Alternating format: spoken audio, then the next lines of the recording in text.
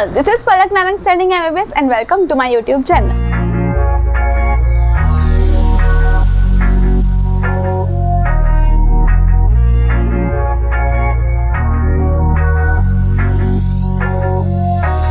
So, आज हम continue करने वाले हैं जेनेटिक्स के साथ, जिसमें आज हम पढ़ेंगे क्रोमोसोमल थियरी ऑफ इनहेरिटेंस और mutation, which is a very important topic. Mutation में हम बाद में आएंगे, पहले इस छोटे से टॉपिक को निपटा देते हैं। Now starting with chromosomal theory of inheritance. तो what does this actually mean? सबसे पहले तो ये किसने दिया था? Sutton and Boveri.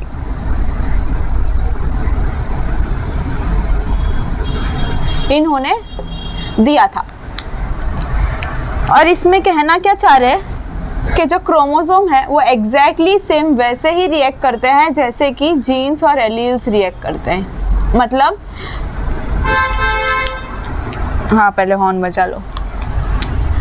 Capital R small R small R, capital Y small Y, ऐसा कह सकती हूँ मैं।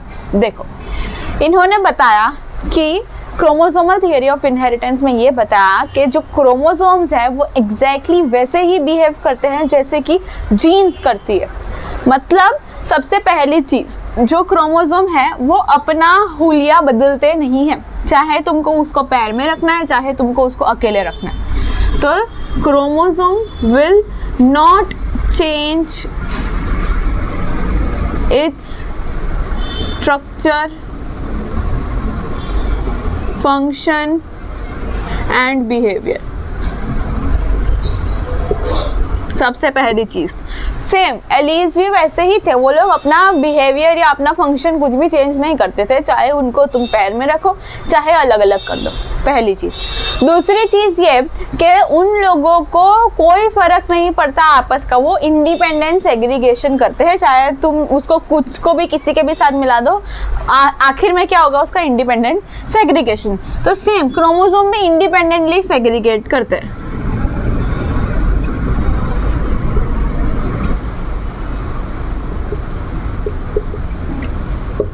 दोनों सेम चीज किया।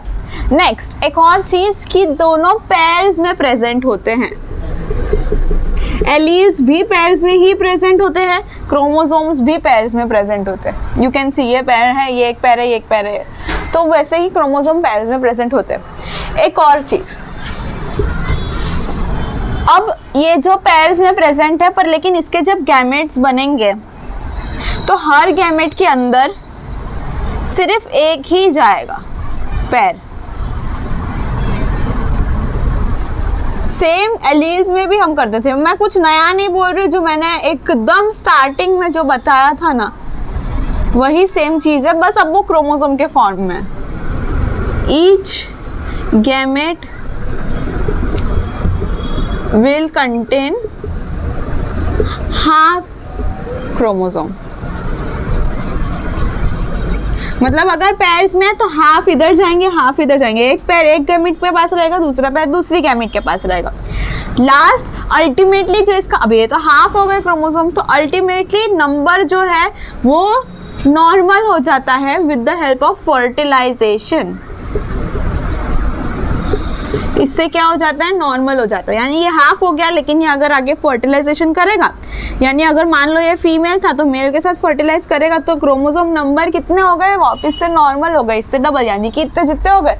सेम एलील में भी ऐसा ही था कि एलील्स अगर टूटेंगे तो एक एलील्स के जो पैर है वो टूटेंगे तो एक गैमेट में जाएगा, दूसरे गैमेट में जाएगा, और वो इंडिविजुअल गैमेट जो है वो किसी और दूसरे गैमेट के साथ फ्यूज करेगा फर्टिलाइजेशन के टाइम पे, तो उसका जो नंबर है क्रोमोसोम का नंबर, वो नॉर्मल अटेन हो जाएगा। सेम दोनों में हम बात करेंगे। That is chromosomal theory of inheritance. बस इतना ही करना था इसके अंदर। अब मेन हमारे टॉपिक पे बढ़ते हैं, that is mutation. Will do mutation. 3 type का म्यूटेशन हो सकता है। सबसे पहले छोटे वाले कर लेते हैं। एक काम करो, पहले लिख ही लो।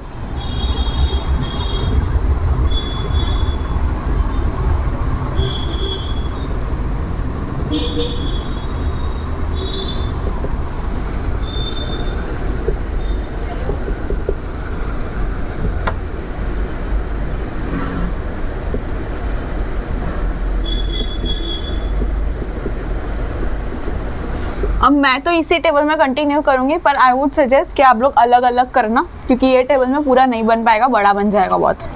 तो सबसे पहले हम जीनिक म्यूटेशन करेंगे। पहले तो 3 टाइप के म्यूटेशन है, एक जो जीन का म्यूटेशन होता है, क्रोमोसोम का म्यूटेशन होता है, और एक जीनोमिक म्यूटेशन होता है। जीनोमिक म्यूटेशन का क्या मतलब हुआ? इसका मतलब ऑल्टरेशन इन द जीनोम, पूरा का पूरा sequence of gene.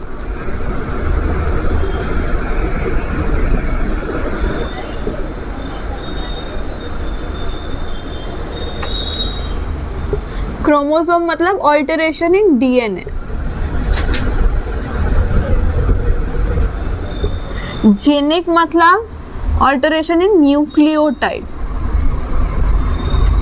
What is nucleotide? Purine, pyrimidine. Basics. अब there are 2 types of genic mutation, एक सब्स्टिट्यूशन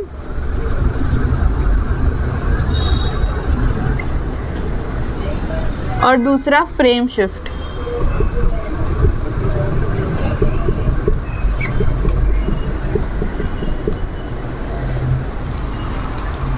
इसमें भी आगे ट्रांजिशन, ट्रांसवर्जन, एडिशन,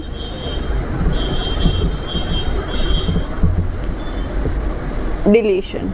अब पहले मैं इन सब के मतलब बताऊंगी, फिर वापस हम लोग इधर आएंगे। सबसे पहला ट्रांजिशन म्यूटेशन। ट्रांजिशन म्यूटेशन का मतलब, अब आप कोई भी ट्रांजिशन रील देखते हो, उसमें क्या होता है? क्या होता है उसमें आपके हिसाब से?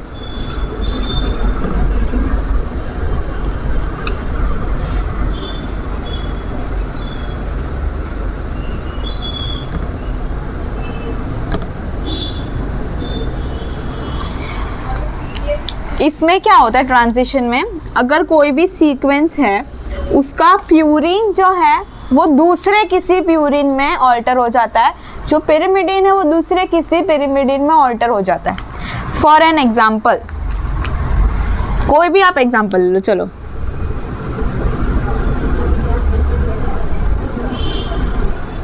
इसका क्या बनेगा?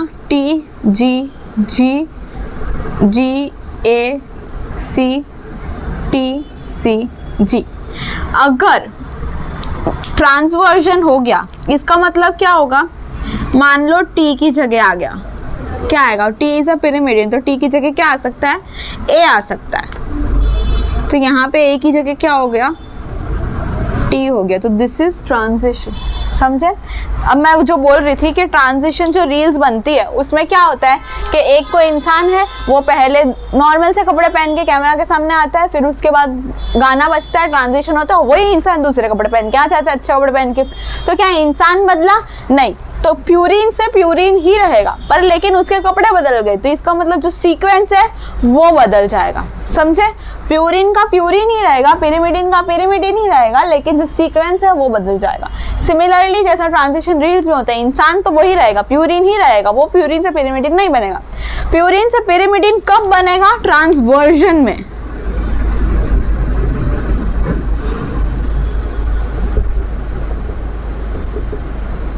और पिरिमिडिन से प्यूरिन, वाइस वर्सा। ट्रांसवर्जन में कन्वर्ट हो रहा है, समझ रहे हो? किसमें? प्यूरिन का पिरिमिडिन में हो रहा है और पिरिमिडिन का प्यूरिन में कन्वर्ट हो रहा है। ट्रांसवर्जन का अगर मैं आपको एग्जांपल बताऊं तो सबसे best example sickle cell anaemia का है। उसमें क्या होता है? जीएजी होता है। जीएजी क्या करेगा? इसका जो कॉम्प्लीमेंट्री पेयर है वो बनेगा CTC। इसका अमाइनो एसिड बनेगा GAG, जो कि होता है ग्लूटामिक एसिड। ये आपके और मेरे अंदर होता है नॉर्मली। GAG प्रेजेंट होता है, जिसकी वजह से ग्लूटामिक एसिड बनता है, और नॉर्मल ये चलता है हमारा। पर लेकिन सिकल सेल एनीमिया में क्या होता है? ए की जगह दूसरा आ जाता है, दैट इज T। GTG आता है। अब इसका कॉम्प्लीमेंट्री क्या बना? CAC, जिसका क्या बना? GUV। जी, और GUG इज फॉर वेलिन, जो किसमें देखने मिलता है, सिकल सेल एनीमिया में। सिंपल सी बात समझो आप मेरी,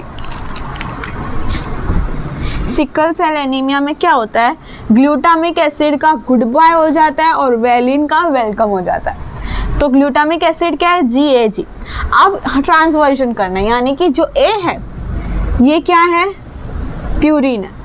अब ट्रांसवर्जन में मैंने बोला प्यूरिन की जगह कोई पिरिमिडिन आता है, तो पिरिमिडिन इसमें कौन सा है, T, तो वो हुआ, तो दैट इज ट्रांसवर्जन। यहाँ आप खाली इसको भी कंपेयर करो तो यहाँ A की जगह U आया, दैट इज ट्रांसवर्जन। इसमें क्या था, T की जगह A आया था, दैट इज ट्रांजिशन।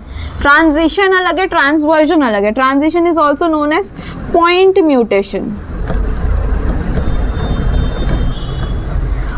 इतना ट्रांजिशन और ट्रांसवर्जन में करने की जरूरत है।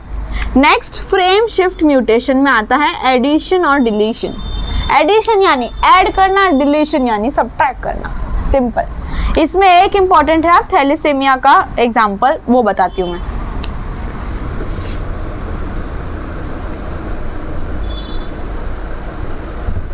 इसकी कॉम्प्लीमेंट्री पेयर बनाना चाहो तो क्या बनेगी,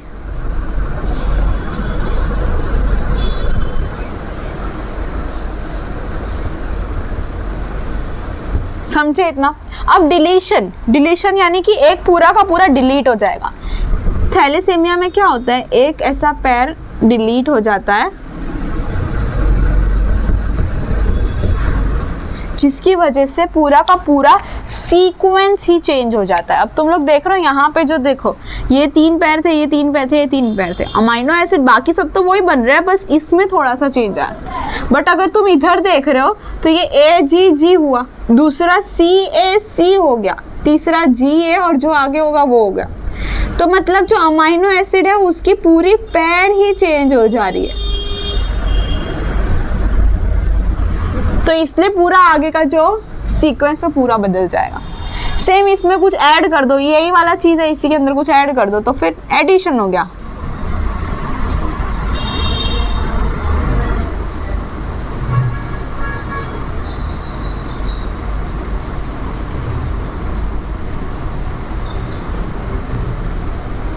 तो वो एडिशन हो गया, सिंपल।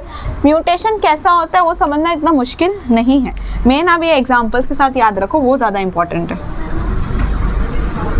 और क्या किसको क्या बोलते हैं, जैसे सबसे पहले जीनिक म्यूटेशन। जीनिक म्यूटेशन में क्या आएगा, 2 सब्स्टिट्यूशन और फ्रेम शिफ्ट, समझे। सब्स्टिट्यूशन में 2 ट्रांजिशन ट्रांसवर्जन और फ्रेम शिफ्ट में 2 एडिशन डिलीशन। ट्रांजिशन यानी जैसा है वैसा ही रहेगा, जो इंसान था वही रहेगा, purine purine, pyrimidine pyrimidine. Transversion में प्यूरिन का पिरिमिडिन, पिरिमिडिन का purine. Important sickle cell anaemia इसका एग्जांपल है। ग्लूटामिक एसिड को गुड बाय कर देंगे, वेलिन का हम वेलकम कर देंगे। उसके बाद एडिशन डिलीशन। डिलीशन में आता है थैलेसेमिया का एग्जांपल, जिसमें बीच में से एक जो अमाइनो एसिड है वो डिलीट ही हो जाता है, और एडिशन में तुम किसी को ऐड कर रहे हो। ये था हमारा पूरा जीनिक म्यूटेशन। अब हम नेक्स्ट बात करेंगे क्रोमोसोमल म्यूटेशन के बारे में। ये एक सिंगल जीन लेवल पे था, अब वो क्रोमोसोम पूरे क्रोमोसोम का म्यूटेशन हम देखेंगे। नेक्स्ट क्रोमोसोमल म्यूटेशन, सबसे पहला उसमें हम करेंगे अगेन डिलीशन के साथ। अब ये एकदम सिंपल है, इसमें इतना कुछ मगजमारी नहीं है, ध्यान से सुनो, एक ही बार करोगे हो जाएगा। ये एक क्रोमोसोम है,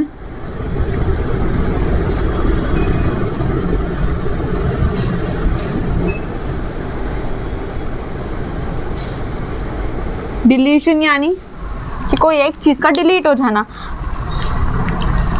मान लो कि मैं इसका डिलीट कर रही हूँ तो क्या होगा,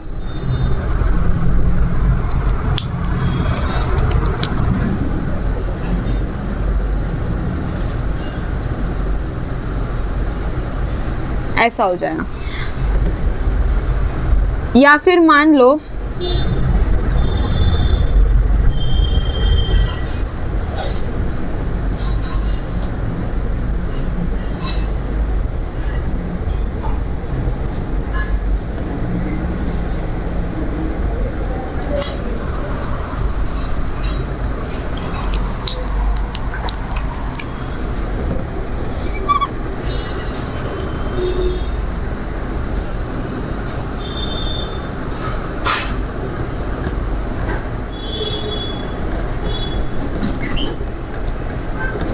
देखो दो टाइप ऑफ डिलीशन होते हैं। सबसे पहला टर्मिनल डिलीशन, यानी कि जो क्रोमोसोम के एंड पे जो जीन्स है उसका डिलीशन हो जाना, दैट इज टर्मिनल डिलीशन। यहाँ में मैंने क्या किया, एंड का जो उसको डिलीट कर दिया। लेकिन इंटरस्टिशियल डिलीशन में मैंने क्या किया कि सेंटर में से कोई अपनी मर्जी से उठाया उसको डिलीट करा, दैट इज इंटरस्टिशियल डिलीशन। अब इसमें डिलीशन में आप खाली एक एग्जाम्पल याद रखो, क्रीडुकेट सिंड्रोम, याद रहे तो ठीक है, नहीं तो कोई बात नहीं। नेक्स्ट ड्यूप्लीकेशन, एक डी हो गया, दूसरा डी। ड्यूप्लीकेशन यानी ड्यूप्लीकेशन, उसको डुप्लीकेट कर दो। तो कैसे हो सकता है ड्यूप्लीकेशन?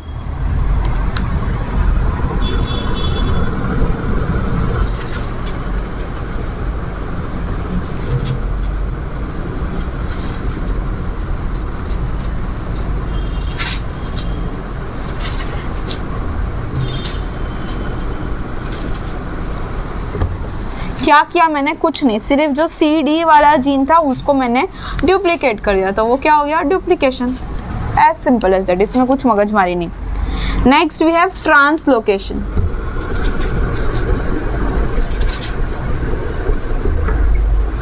इसको बाद में करेंगे क्योंकि ये थोड़ा इंपॉर्टेंट है, उससे पहले हम कर लेते हैं इन्वर्जन, चौथा टाइप। इन्वर्जन में क्या होगा? इन्वर्ट हो जाएगा, यानी कि 180 डिग्री रोटेशन। जैसे कि अगर मैं ऐसा बोलूं,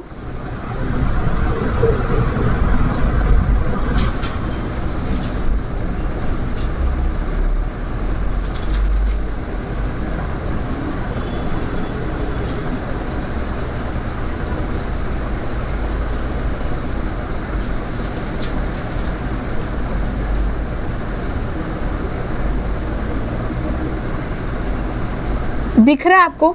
ये जो DE वाला है ना, ABC तो ठीक है, ये जो DE वाला है इसको मैंने है ना 180 डिग्री रोटेट कर दिया, तो दैट इज इन्वर्जन, मतलब इन्वर्ट कर दिया, रोटेट कर दिया। या फिर मैं ऐसे भी कर सकती हूँ, छोटा छोटा क्यों बना रही हूँ?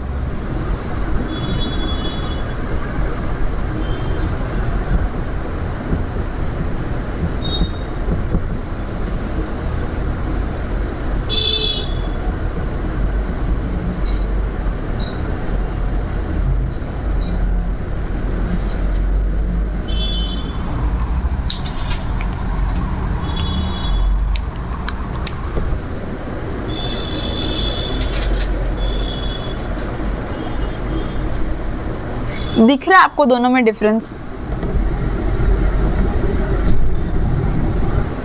नहीं दिख रहा तो मैं बताती हूँ। इसमें से एक जो है वो है ये वाला पैरासेंट्रिक,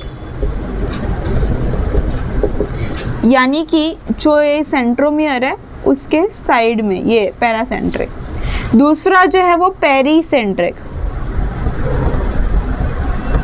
यानी कि अब सेंट्रोमियर के दोनों बाजू वाले साइड को इन्वॉल्व कर रहा है, दैट इज पेरीसेंट्रिक। समझ में आया? ये है इन्वर्जन। एक हमने पढ़ा deletion, duplication, inversion. Next translocation. Translocation में एक एग्जांपल याद रखना जो कि इंपॉर्टेंट है, दैट इज फिलाडेल्फिया क्रोमोसोम।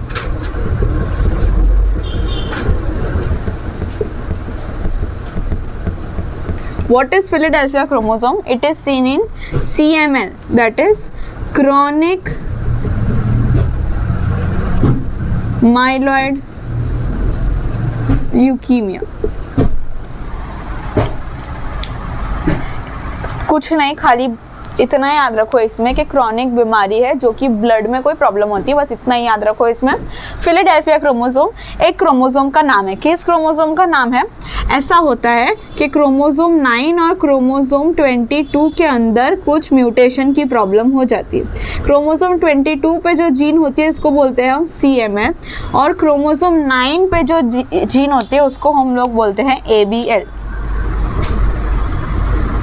समझे? अब एक्चुअली में क्या होता है ना, म्यूटेशन में ABL जो है वो CML के पास चली जाती है, ये CML तो थी ही थी, उसके अलावा ABL वाली इधर आ जाती है। इसको बोलते हैं हम फिलाडेल्फिया क्रोमोसोम। और एक जो हमारे पास रह गया वो बचा हुआ क्रोमोसोम, समझे कि इसमें देखने मिलता है क्रॉनिक माइलॉइड ल्यूकीमिया। इसमें WBC, प्लेटलेट्स, लिम्फोसाइट्स ये सब कम हो जाते हैं। प्लेटलेट्स नहीं, लिम्फोसाइट्स कम हो जाते हैं। ल्यूकेमिया यानी WBC की कम होना, तो ल्यूकीमिया यानी लिम्फोसाइट्स का कम होना, तो जिसमें लिम्फोसाइट्स कम होते हैं वो ल्यूकीमिया। क्रॉनिक यानी बहुत लंबे टाइम से बीमारी है, तो क्रॉनिक माइलॉइड ल्यूकीमिया। इतना कुछ याद रखने की जरूरत नहीं, सिर्फ इतना नाम याद रखना है आपको, Philadelphia chromosome, chronic myeloid leukaemia. और इन सब के मतलब याद होने चाहिए। क्या क्या? डिलीशन यानी बीच में से एक डिलीट कर दिया। अब दो तरीके के डिलीशन हो सकते हैं, एक तो कोने से कर लिया तो हम लोगों का कोने वाला, अगर बीच में से करा तो बीच वाला। बीच वाला को क्या बोलते हैं? इंटरस्टिशियल बोलते हैं, और साइड वाले को टर्मिनल बोलते हैं। दूसरा ड्यूप्लीकेशन यानी डुप्लीकेट कर दिया। ट्रांसलोकेशन में पैरासेंट्रिक यानी सेंट्रोमियर के एक साइड से, पेरीसेंट्रिक मतलब सेंट्रोमियर के दोनों साइड से 180 डिग्री घुमा दिया। और लास्ट में ट्रांसलोकेशन, सॉरी इन्वर्जन का मैंने बोला, और लास्ट में ट्रांसलोकेशन जिसमें आता है फिलाडेल्फिया क्रोमोसोम। That's it. अब हम जीनोमिक म्यूटेशन पढ़ेंगे जो इससे ज़्यादा इंपॉर्टेंट है। ये सिर्फ समझने की ज़रूरत थी, इतना ज़्यादा इंपॉर्टेंट नहीं है ये।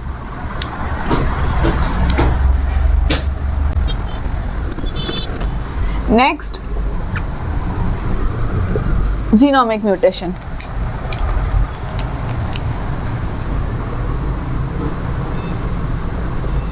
एन्यूप्लॉइडी और यूप्लॉइडी, इसके अंदर आता है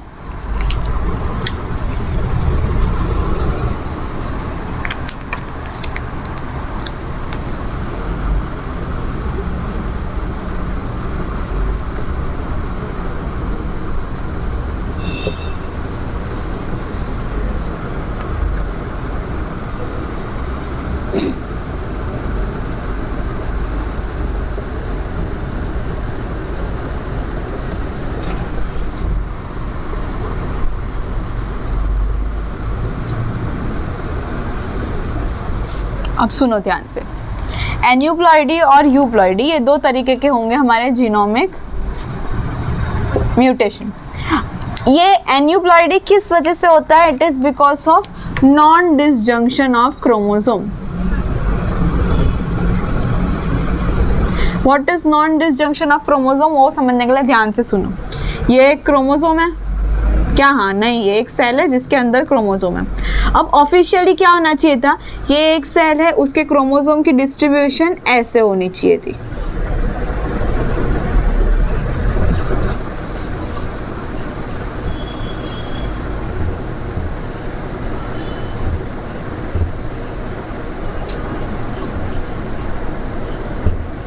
समझे? इतना ऐसे होनी चाहिए थी डिस्ट्रीब्यूशन, इसमें कोई भी प्रॉब्लम नहीं। ये हम सेल साइकिल सेल डिवीजन में पढ़ते हैं, इसको मैं डिटेल में यहाँ पे नहीं बताऊंगी। लेकिन नॉन डिसजंक्शन ऑफ क्रोमोसोम में क्या होता है? उसमें छोटा जगह कम पड़ जाएगी। उसमें क्या होता है कि ये दो क्रोमोसोम जो है वो अलग अलग जाने की जगह दोनों एक ही साथ इधर चले जाते हैं। तो क्या होगा? यहाँ पर कोई भी क्रोमोसोम नहीं होगा और यहाँ पर हर जगह एक्स्ट्रा क्रोमोसोम होगा। तो ये क्या हो गया? n-1 बन गया और ये n+1 बन गया। जो नॉर्मल n जो था वो तो था, जो मैंने ग्रीन से बनाया था इनिशियली वो n था, पर लेकिन इसमें एक एक क्रोमोसोम ज़्यादा है तो n+1 हो गया। इसमें एक एक क्रोमोसोम कम है तो ये n-1 हो गया। और दूसरा तरीका हो सकता है इसका कि ये तो नॉर्मली गया,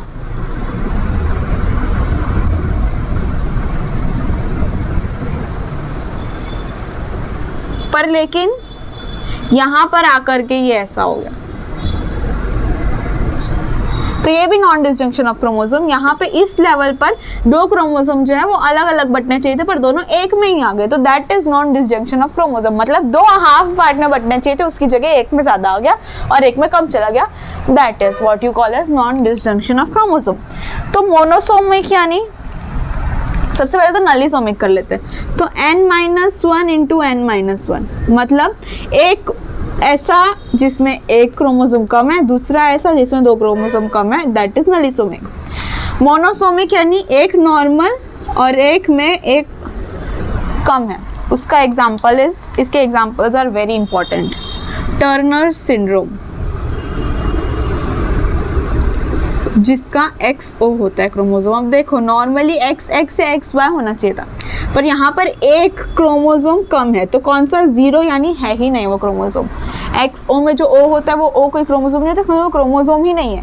तो N-1 रिप्रेजेंट्स कोई क्रोमोसोम नहीं, इसमें दोनों में कोई क्रोमोसोम नहीं है, तो दोनों O आएंगे। ट्राइसोमिक में क्या होगा,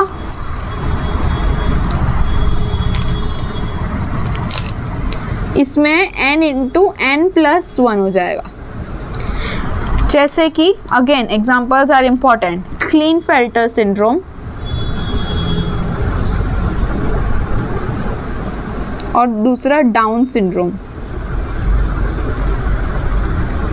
इन क्रोमोसोम 21। इसमें क्या होता है, इफ यू नो XXY होता है, मतलब नॉर्मली या XX होना चाहिए था या XY होना चाहिए था, पर इधर N+1 यानी एक क्रोमोसोम एक्स्ट्रा, इसलिए टोटल हमारे पास 3 क्रोमोसोम हो गए, इसलिए ट्राइसोमिक। टेट्रासोमिक मतलब N+1 4 क्रोमोसोम हो जाएंगे, इसलिए टेट्रासोमिक। समझे इतनी बात, difference between monosomic, nullisomic, trisomic and tetrasomic. सिर्फ अगर नहीं भी याद रहे ना तो इसके एग्जाम्पल्स याद रहने चाहिए और इतना पता होना चाहिए कि नॉन डिसजंक्शन की वजह से होता है। MCQs इसी में से आएंगे, वो ये नहीं पूछेंगे नॉन डिसजंक्शन कैसे होता है, पर मैम ने आपको समझाने के लिए बताया कि नॉर्मली जो क्रोमोसोम है वो हाफ ऑफ बटने चाहिए थे, पर वो हाफ ऑफ में बट के एक जगह एक क्रोमोसोम एक्स्ट्रा आ जाता है और दूसरी जगह उसी क्रोमोसोम की कमी हो जाती है। तो जहाँ क्रोमोसोम एक्स्ट्रा आ गया वो N+1 हो गया, जहाँ क्रोमोसोम कमी हो गई वहाँ N-1 हो गया। N मतलब बाकी सारे क्रोमोसोम तो इंटैक्ट ही है ना, खाली एक मैंने क्रोमोसोम माइनस किया इसलिए N-1। अब इधर ये खाली जो मैंने सर्कल बनाया है, खाली सर्कल का मतलब ये वाला क्रोमोसोम नहीं है, बाकी जो दूसरे क्रोमोसोम्स थे इसके अंदर वो तो है ही ना नॉर्मली, तो N तो रहेगा ही, खाली उसमें से -1 हो जाएगा। ये हटा दो, ये -1 है और ये नॉर्मल N है, मतलब समझ रहे हो ना। तो that is non disjunction of chromosome. अब ये 4 तरीके का हो सकता है, monosomic, nullisomic, trisomic, tetrasomic. Monosomic का example Turner syndrome important, trisomic का एग्जांपल क्लीनफेल्टर और Down syndrome again important. Down syndrome 21 chromosome पे होता है। मोनोसोमिक यानी N×N-1, N-1 into N-1 nullisomic, N×N+1 trisomic, N+1 into N+1 is tetrasomic. Next euploidy के बारे में बात करें तो हैप्लॉइड क्या होता है, 1 सेट ऑफ क्रोमोसोम, ये तो सबको पता है। अब 1 सेट ऑफ क्रोमोसोम के अंदर है ना स्टडी करनी बहुत इजी होती है, कोई भी म्यूटेशन की स्टडी करनी इजी होती है। क्यों? क्योंकि अगर फॉर एन एग्जांपल कोई भी एलील का म्यूटेशन हो रहा है तो वो म्यूटेशन को तो एक्सप्रेस कर ही देगी, क्योंकि उसके पास उसको सप्रेस करने के लिए कोई दूसरी एलील है ही नहीं, एक ही हैप्लॉइड ही है, तो वो अगर म्यूटेशन हो रहा है तो एक्सप्रेस कर देगी, इसलिए उसमें स्टडीज करनी इजी होती है, तो हैप्लॉइड सेट पर स्टडी करी जाती है। दूसरा है पॉलीप्लॉइड, तो polyploid is more than 2 set of chromosome, तो दैट इज पॉलीप्लॉइड। पॉलीप्लॉइड कब होता है, जब नॉर्मल जो सेल डिवीजन है उसका न्यूक्लियस का डिवीजन हो गया पर साइटोप्लाज्म का डिवीजन के टाइम पे साइटोकाइनेसिस नहीं हुआ। साइटोकाइनेसिस यानी सेल का डिवीजन नहीं हो पाया, जिसकी वजह से एक ही सेल में क्या 2 न्यूक्लियस आ गए, तो इसलिए वो पॉलीप्लॉइड हो गया, 2 सेट ऑफ क्रोमोसोम हो गए उसके पास। This is it with genomic mutation. इतना ही करना है आपको। नेक्स्ट में थोड़ा बहुत और बताती हूँ आपको सिर्फ म्यूटेशन किस तरीके से हो सकता है, फिर will finish the lecture.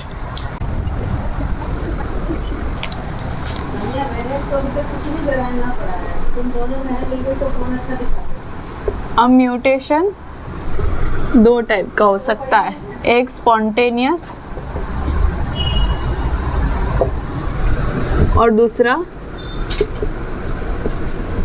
Induced. Spontaneous मतलब स्पॉन्टेनियस एकदम फटाफट हो जाता है, पर इंड्यूस्ड 2 टाइप का हो सकता है, एक फिजिकल और एक केमिकल। फिजिकल में आता है यूवी रेस,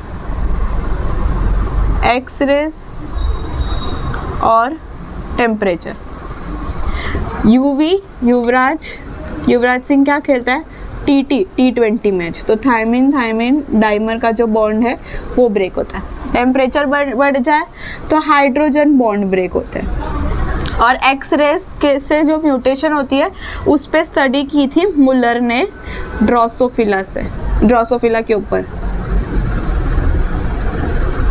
पे ये लिख दो, ठीक है। तो UV rays, X rays, temperature physical में आता है। एक बायोलॉजिकल भी होता है। बायोलॉजिकल में क्या आएगा, 3 आएंगे। सबसे पहले नाइट्रस ऑक्साइड। नाइट्रस ऑक्साइड करता है डीअमाइनेशन। डीअमाइनेशन यानी NH का निकालना, नाइट्रोजन और हाइड्रोजन का निकालना फ्रॉम वेयर, ग्वानिन, साइटोसिन और एडेनिन में से। ये क्या है, ये प्यूरिन पेरिमिडीन है। तो अगर ग्वानिन में से डीअमाइनेशन होगा तो बनेगा ज़ैंथीन, याद रखना। साइटोसिन में से होगा तो C का U कर दो, यूरेसिल। और A से अगर एडेनिन में से निकलेगा तो हाइपोजेंथिन। एक ज़ैंथीन, एक हाइपोजेंथिन, C का U कर दो तो यूरासिल। ये हुआ नाइट्रस ऑक्साइड। इसके अलावा होता है हमारे पास एक और, ये सब्स्टिट्यूशन म्यूटेशन करेगा। क्या था वो, ट्रांसवर्शन। उसके अलावा है फाइब्रोमो यूरेसिल जो कि है बेस एनालॉग। अब ये डिटेल में समझने की ज़रूरत नहीं है, कुछ इंपॉर्टेंट नहीं है। ये भी क्या करेगा, सब्स्टिट्यूशन रिएक्शन। ये दोनों सब्स्टिट्यूशन रिएक्शन करेंगे।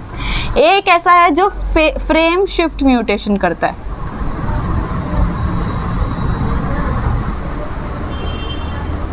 And that is